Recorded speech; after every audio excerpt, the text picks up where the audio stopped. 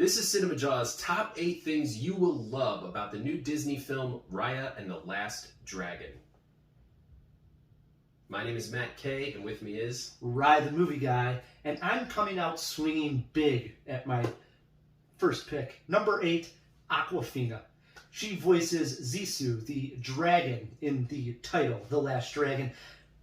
Wonderful voice performance. In fact, I wouldn't mind seeing Aquafina in every animated movie going forward. And I like the fact that she's a water dragon and her name is Zissou, and I wonder if that's a nod to Wes Anderson's The Life Aquatic. Could be. Different spelling than Steve Zissou, but yeah, very similar. Very similar. I love Aquafina. Me too. That brings us to number 7. Tuk Tuk, the little roly bug that she has as a pet in the beginning of the film, becomes a giant mount that she uses to roll through the environment in the rest of the film. It's just an unusual friend to have, this creature. He's adorable, he's likable, he's different, he's cute. Everything about him was just different and fun. And I like the way we saw that Tuk Tuk grew, that she had that little pet in the beginning, and to see how big it actually became was quite wonderful. Big fan also. Number 6, I wasn't expecting to see such great action. The fight choreography and action in general in Raya and the Last Dragon is breathtaking. This was one of the best action movies I've seen in quite a long time. Yeah, I agree. There was some really interesting chase sequences that were kind of out of left field. And the fight choreography, like you mentioned, was straight out of like a martial arts film. Very unexpected from Disney, but I liked it. It was refreshing. That brings us to number 5. The motley ragtag crew that Raya assembles on her adventure as she seeks out the dragon gems from the 5 lands of Kumandra. It's kind of a fun crew. First she meets the dragon Zissou, obviously the last dragon, and then those two meet Bon, this little boy who's got his own ship. I loved him. I loved him too. He's got kind of a Han Solo feel to him. He's got all this confidence and swagger, and he provides a lot of the comedic beats, along with Aquafina Zissou. Then they meet this little baby who's a con artist baby. Such an interesting, original character. And the animation in the baby's face is amazing. Little Noi is her name. And then those guys meet Tong, this giant warrior who's really just a teddy bear inside. The whole group together sort of reminds me of like a Guardians of the Galaxy, the way that they each have their own, thing going on, their own sort of unique characteristic they bring to this team, and the sum of the whole is greater than the parts, if that makes sense. Totally agree. These were characters I wanted to spend more time with. That's always a good sign. Number 4, Raya's Sword.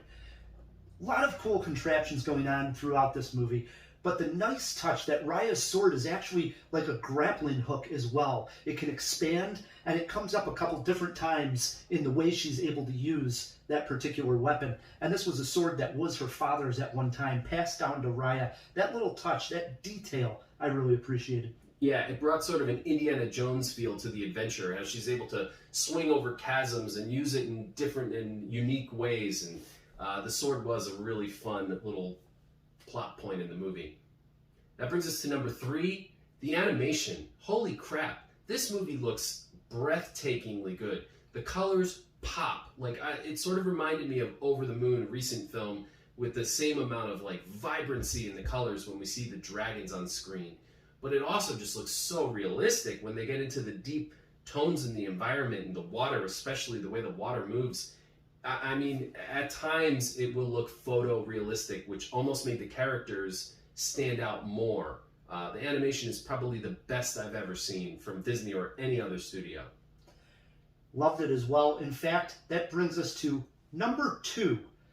There's actually animation within the animation. This comes up when Bon, this young kid who's the captain of the ship, hatches a plan at one point in the movie. And what they do is they go to a different style of animation to show how his plan would work.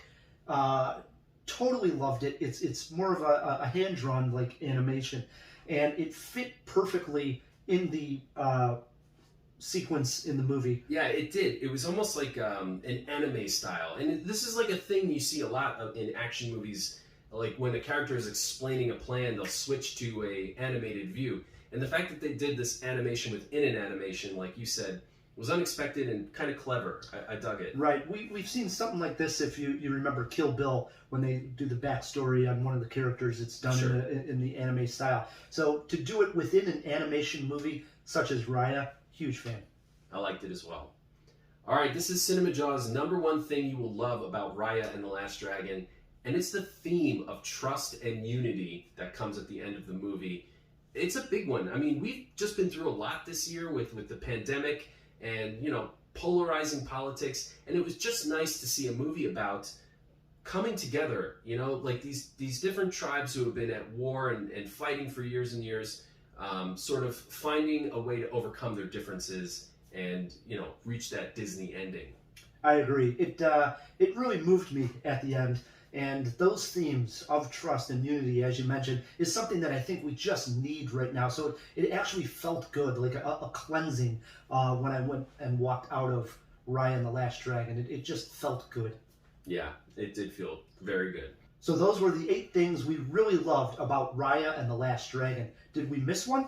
Yeah, so if you guys think of something that we didn't see, write it in the comments below. We'd love to hear from you. Until then, we got new videos coming out every week.